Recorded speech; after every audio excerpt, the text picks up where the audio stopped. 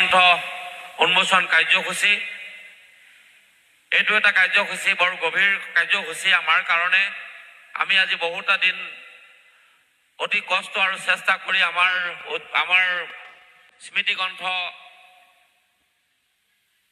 যি কমিটি, সেই কমিটিয়ে বহুখিনি কষ্ট কৰি আজি 3টা মাহ চেষ্টা কৰি আপোনালোকৰ ওচৰলৈ এখন গ্ৰন্থ লৈ আহিছে। আৰু সেই গ্ৰন্থখন উন্মোচন কৰিবৰ কাৰণে আমি গোলাঘাট জিলাৰ পৰা চৰকাৰী আদৰ্শ মহাবিদ্যালয় কাজিৰঙাৰ অৰ্থনীতি বিভাগৰ প্ৰবক্তা আমাৰ সকলোৰে অতি শ্ৰদ্ধাৰ, আমাৰ সকলোৰে অতি সন্মানীয় ডক্টৰ ৰিমজিম বৰদলৈ বাইদেউক আমি নিমন্ত্ৰণ কৰি আনিছোঁ। আজি আপোনালোকক বাইদেৱে এখন সুন্দৰ কিতাপ আপোনালোকৰ ওচৰত উন্মোচন কৰিব। আৰু উন্মোচন কৰাৰ পাছতেই বাইদেৱে আপোনালোকক আমাৰ হাকুৰ পৰিয়ালৰ জৰিয়তে আপোনালোক যি সমস্ত ভকত ইয়াত বহি আছে সকলোৰে শ্ৰীচৰণত এখন এখন কিতাপ আপোনালোকক দিয়াৰ কাৰণে বাইদেৱে আমাৰ হাকুৰ পৰিয়ালক একেলগে অনুমতি দিয়ে যেন। আমি ইয়াৰ পাছতেই বাইদেউক আজি এই গ্ৰন্থখন উন্মোচন কৰিবৰ কাৰণে আমি সেৱা ধৰিছোঁ। কৃষ্ণ।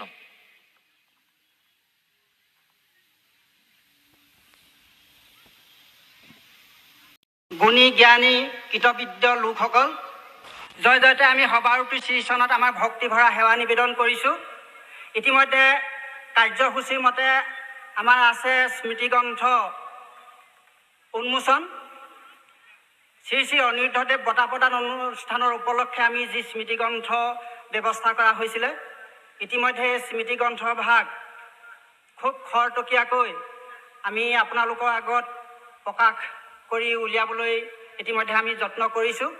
ইয়াতে আমি আপোনালোকৰ উন্মোচন কৰা প্ৰাক মুহূৰ্তত এটি কথা নিবেদন জনাইছোঁ, অনিচ্ছাকৃতভাৱে যদি আমাৰ কিবা ভুল হৈছে সেইখিনি আপোনালোকে নিজ গুণে পৰীক্ষণ কৰি আমাক আঙুলিয়াই দিব বুলি আমি আপোনালোকৰ শ্ৰীচৰণত সেৱা ধৰা হৈছে।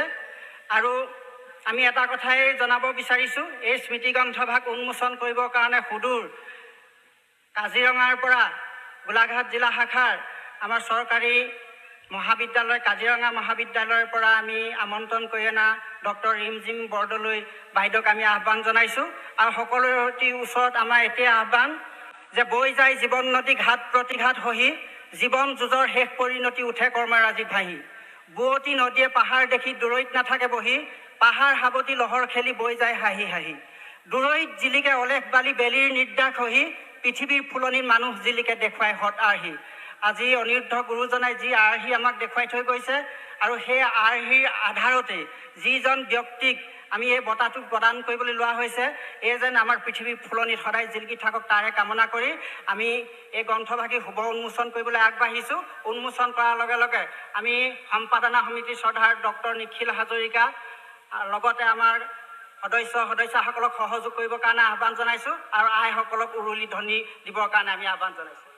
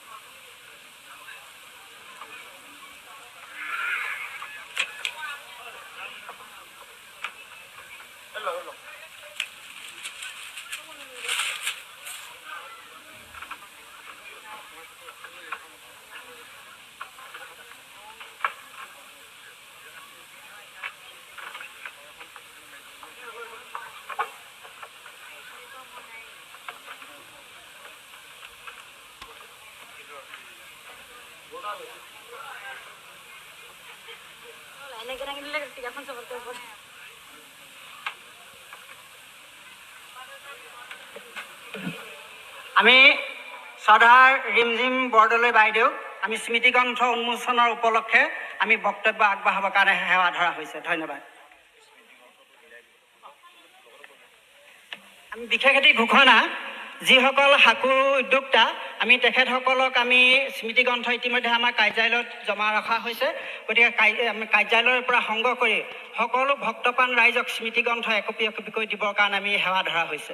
কৃষ্ণ।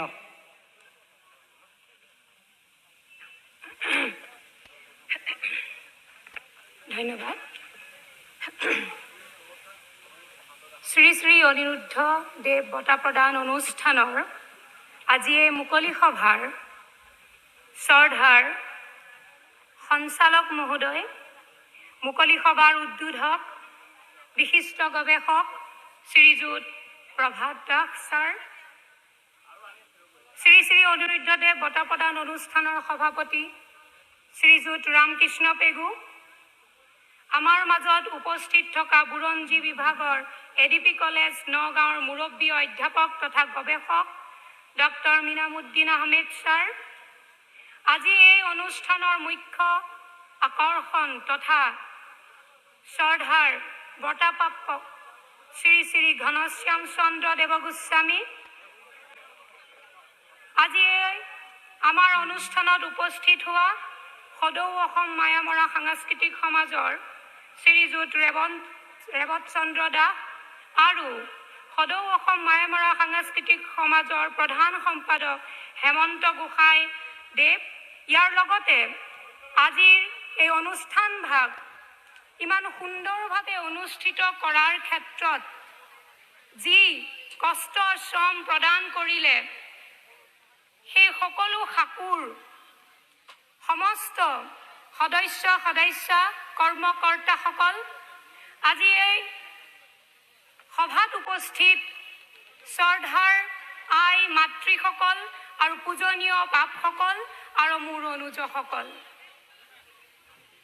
পোনপ্ৰথমে মই এৰি গুৰু ভতিমাৰে সকলোকে সেৱা নিবেদিছোঁ। জয় গুৰু শংকৰ সৰ্বগুণাকাৰ, যাকেৰি নাহিকে উপাম, তুহাৰী চৰণকে ৰেণু শতকোটি, বাৰেক কৰোহো প্ৰণাম, বাৰেক কৰোহো প্ৰণাম।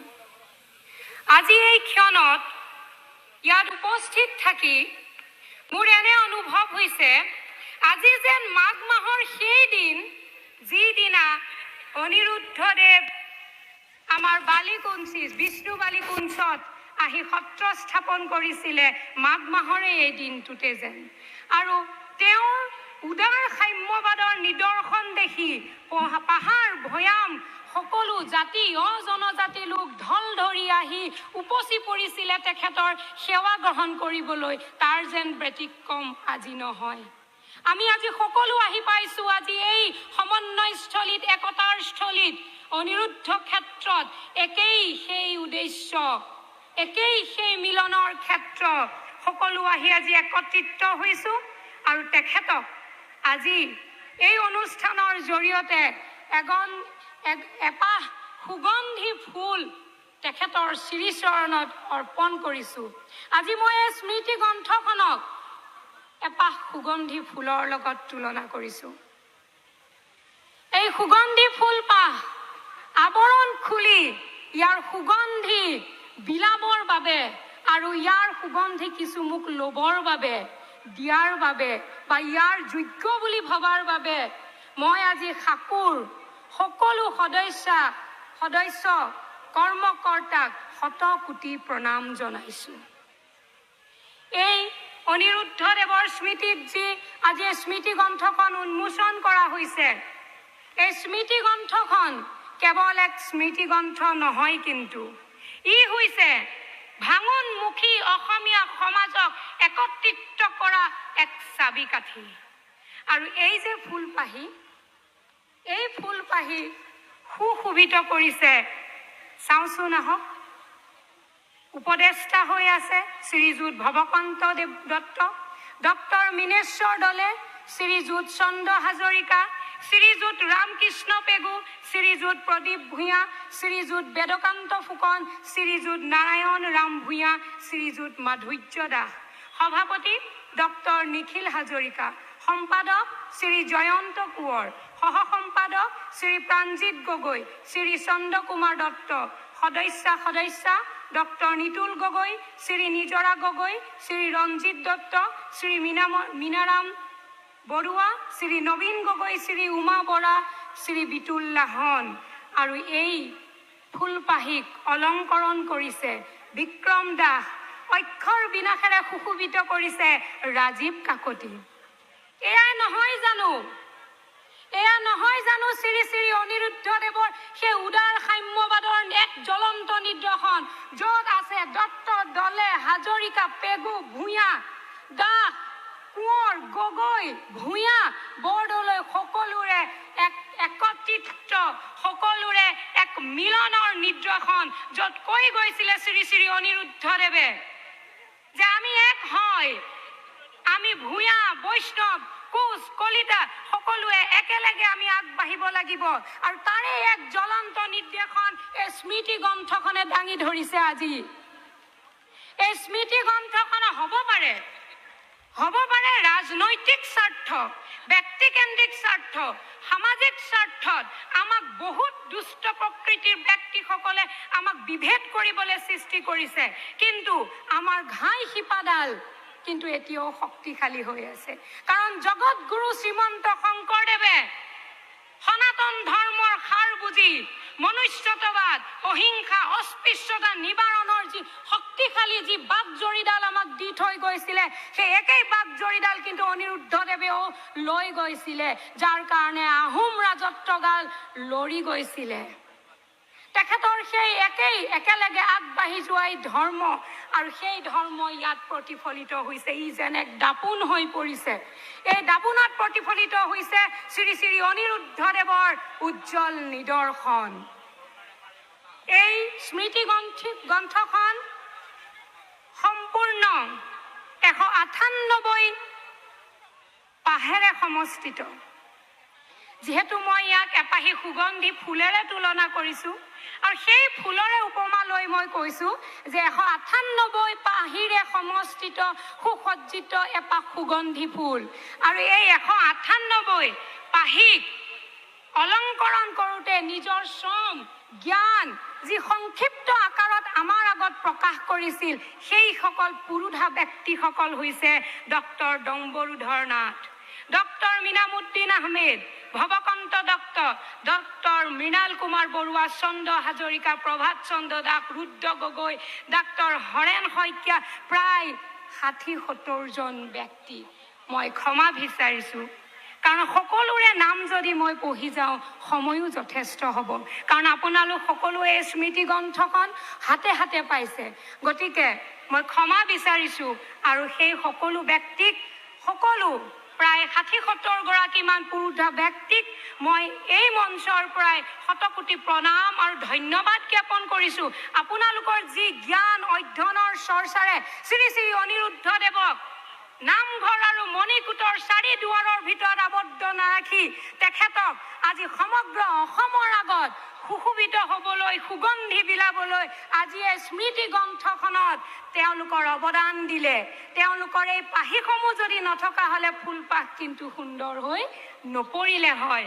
গতিকে মই এই সকলো ব্যক্তিক, নমস্য ব্যক্তিক, গুণী জ্ঞানী গৱেষক ব্যক্তিসকলক, যিয়ে অনিৰুদ্ধদেৱৰ গৱেষণা, যি বৈজ্ঞানিক চিন্তা, সমাজক লৈ যি চিন্তা, সাংস্কৃতিক বিপ্লৱ, জনজাগৰণ সৃষ্টি কৰাৰ যি অৱদান, সেই অৱদানসমূহ ইমান সুন্দৰভাৱে, সংক্ষিপ্তে, সহজ বাক্যৰে ইমান সুন্দৰ সাৱলীলভাৱে প্ৰকাশ কৰিছে।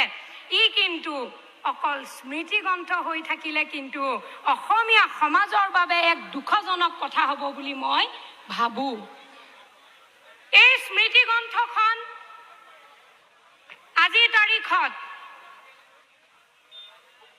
অসমীয়া যি ৰাজনৈতিক স্বাৰ্থ, মই আকৌ কৈছোঁ সামাজিক স্বাৰ্থ, ব্যক্তিকেন্দ্ৰিক স্বাৰ্থ, কাৰণ অলপ আগত আমাৰ নিৰ্দিষ্ট বক্তা নিতুমণি শইকীয়াদেৱে তেখেতেও কৈ গ'ল, প্ৰভাত চন্দ্ৰ দাস ছাৰেও কৈ গ'ল, আমাৰ মিনামুদ্দিন আহমেদ ছাৰেও কৈ গ'ল যে বিভিন্ন ধৰণৰ অপব্যাখ্যা, বিভিন্ন ধৰণৰ ভুল ব্যাখ্যাই আমাক গ্ৰাস কৰি পেলাইছে। সেইকাৰণে মই ক'ব বিচাৰিছো যে এই স্মৃতি গ্ৰন্থখনক মায়ামৰা সমাজৰ আজিৰে ঐতিহ্যমণ্ডিত দিনটোৰ অলংকাৰ কৰি নাৰাখিব, ঘৰৰ চৌকেছত সজাই নাৰাখিব, ঘৰৰ টেবুলৰ এটা চুকত থৈ নিদিব। তেতিয়াহ'লে কি কৰিব? এই স্মৃতি গ্ৰন্থখনৰ 198টা যি পাহি আছে, ইয়াৰ পৃষ্ঠা আছে, প্ৰত্যেকটো পৃষ্ঠা অধ্যয়ন কৰিব, ইয়াক উপলব্ধি কৰিব। কাৰণ কৈ গৈছে, মই যদি অসমীয়া ভাঙনিত যদি ক'ব বিচাৰো, উইল ডনাৰ্টে কৈ গৈছে যে এখন কিতাপে এখন দেশ নিয়ন্ত্ৰণ কৰিব পাৰে, যি মোক প্ৰভাত চন্দ্ৰ ছাৰে সোঁৱৰাই দিলে। তাৰ বাবে তেখেতকো মই ধন্যবাদ জ্ঞাপন কৰিছোঁ। এই গ্ৰন্থখনি নিদৰ্শন হৈছে অনিৰুদ্ধদেৱৰ, আৰু এই গ্ৰন্থখনি কেতিয়াও আমি অলংকাৰ কৰি ঘৰৰ চৌকেছত সজাই নাৰাখো, নতুবা আমি সেই কামো নকৰোঁ যে অকল নিজে লিখা পৃষ্ঠাটো পঢ়ি নিজৰ মোবাইলত আবদ্ধ কৰি সামাজিক মাধ্যমত দিয়ে আমি দায়িত্ব সামৰি নথওঁ। এই স্মৃতি গ্ৰন্থখনক আমি পঢ়িম, অধ্যয়ন কৰিম, আৰু অধ্যয়ন কৰি আমি শ্ৰী শ্ৰী অনিৰুদ্ধদেৱৰ সেই নিদৰ্শন, সেই দৃষ্টিভংগী, তেখেতৰ সামাজিক যি চেতনা, জনজাগৰণ যি তেখেতে কৰিছিলে, সেইখিনিক উপলব্ধি আৰু একাত্ম হ'বলৈ চেষ্টা কৰিম। অন্যথা অসমীয়াৰ লগতে ই ডাঙৰ এক সংকটৰ সৃষ্টি হ'ব বুলি মই ভাবোঁ। আজি সাকুৰ প্ৰত্যেকজন ব্যক্তিক মই ধন্যবাদ জ্ঞাপন কৰিব বিচাৰিছোঁ। তেখেতসকলে ইমান সুন্দৰ এক পদক্ষেপ গ্ৰহণ কৰিলে। তেখেতসকলে শ্ৰী শ্ৰী অনিৰুদ্ধদেৱক নামঘৰৰ পৰা উলিয়াই আনি আজি আমাৰ হাতত দিলে, আৰু ই অকল এই অনিৰুদ্ধ ক্ষেত্ৰত ধলপুৰতে সীমাবদ্ধ হৈ নাথাকিব। অসমৰ উজনি নামনিকে ধৰি বিশ্বৰ প্ৰতিটো প্ৰান্তলৈ ই যাব, আৰু অনিৰুদ্ধদেৱৰ জ্ঞান, গুণ, গৰিমা ই সুশোভিত কৰিব, সকলোকে সুগন্ধি বিলাব। ই সঁচাকৈ এক প্ৰশংসনীয় পদক্ষেপ। আমি সাধাৰণতে যিবোৰ দেখোঁ যে সাধাৰণতে এখন গ্ৰন্থই হওক, স্মৃতি গ্ৰন্থই হওক, আমি কিছুমান কি কৰোঁ যে আমি আমাৰ ইয়াত উত্ৰাৱল হৈ থাকোঁ গ্ৰন্থখন পাবলৈ, কিন্তু আমি সূচীপত্ৰ পঢ়িয়ে শেষ কৰোঁ। নিজৰ ফটোসমূহ চায়ে আমি তাত সমাপ্ত কৰোঁ, নিজৰ প্ৰবন্ধটো চায়ে আমি তাতে শেষ কৰোঁ। কিন্তু এনে হ'লে নহ'ব। আমি ইয়াক এই সময় আহি পৰিলে, অথনি অলপ আগতে কৈ যোৱা বক্তব্যৰ যদি সাৰাংশ কৰোঁ, আমি অস্তিত্বৰ সংকটত ভুগিছোঁ। কিয়?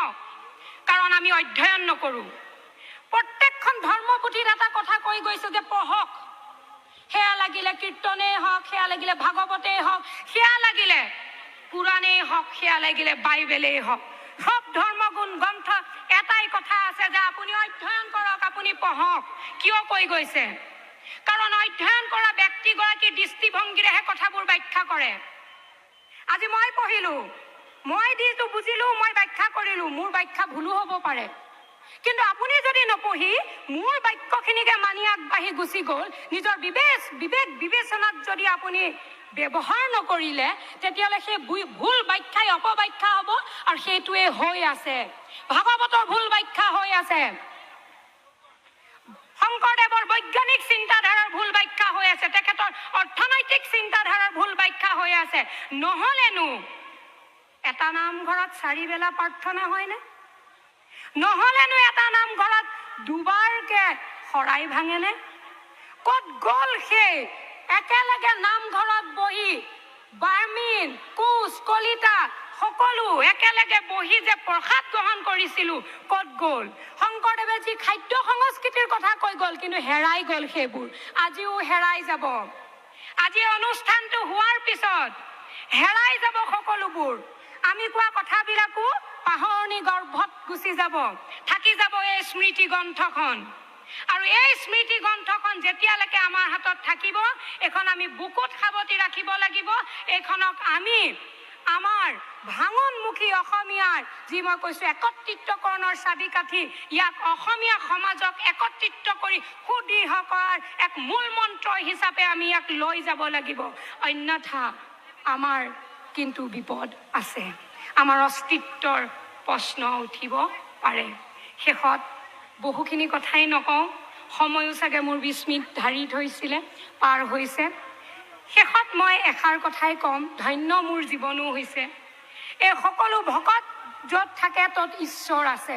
আজি মই বিশ্বাস কৰোঁ অনিৰুদ্ধদেৱ আজি ইয়াত বিৰাজমান হৈ আছে, তেখেতে চাই আছে আৰু আমি আমাৰ শিষ্য, আমি তেখেতৰ আদৰ্শ কিভাৱে আগুৱাই নিছোঁ তেখেতেও আমাক চাই আছে। মই বিচাৰিম এই ফুলপাহিক তেখেতৰ ওচৰত শ্ৰীচৰণত অৰ্পণ কৰাৰ লগতে আপোনালোকৰ ওচৰতো মই অৰ্পণ কৰিছোঁ, উৎসৰ্গা কৰিছোঁ এটি বিশ্বাসেৰে। সেই বিশ্বাস হৈছে আপোনালোকে এই স্মৃতি গ্ৰন্থখন অধ্যয়ন কৰিব, প্ৰতিটো পাঠক সেই সমানেই গুৰুত্ব দিব যিমান গুৰুত্ব লেখকে দিছে। বুজিবলৈ চেষ্টা কৰিব নিজৰ বিবেক বিবেচনাই। কোনোবাই ক'লে বুলিয়েই সেই কথা মানি নল'ব, নহ'লে যিদৰে অপব্যাখ্যাই আমাৰ সংস্কৃতিটো গ্ৰাস কৰি পেলাইছে, সেই অপব্যাখ্যাই এদিন অসমীয়া জাতিৰ ওপৰত সংকটৰ সৃষ্টি হ'ব। শেষত মই আজি এই অনুষ্ঠানটো অনুষ্ঠিত কৰা সমূহ সাকুৰু সকলোকে মই ধন্যবাদ জ্ঞাপন কৰিছোঁ। আৰু এইখিনি কথা আচলতে বয়সো মোৰ যথেষ্ট কম বুলিয়ে মই ক'ম, অভিজ্ঞতাও যথেষ্ট কম বুলিয়ে ক'ম, অধ্যয়নো কম, কিন্তু তাৰ পিছতো নিজৰ অনুভৱেৰে মোৰ মুখৰ পৰা বাক্য কিছুমান ওলাই গ'ল। সেইখিনি যদি কওঁতে মই যদি ভুল কৰিছোঁ, মই ক্ষমা ভিক্ষা, গুৰুজনাই মোক ক্ষমা কৰক আৰু আপোনালোকেও যাতে মোক ক্ষমা কৰক। আৰু এইখিনিয়ে কৈ মই মোৰ চমু বক্তব্য সামৰণি মাৰি এই কিতাপখন উন্মোচন হৈছে বুলি ঘোষণা কৰিলোঁ। ধন্যবাদ। গ্ৰন্থ উন্মোচক ডক্টৰ ৰিমজিম বৰদলৈ বাইদেউ পৌষ্মভাৱে সুন্দৰভাৱে আপোনালোকক গুৰুজনাৰ বিষয়ে ক'লে আৰু আমাকো বহুত ধন্যবাদ জ্ঞাপন কৰিলে।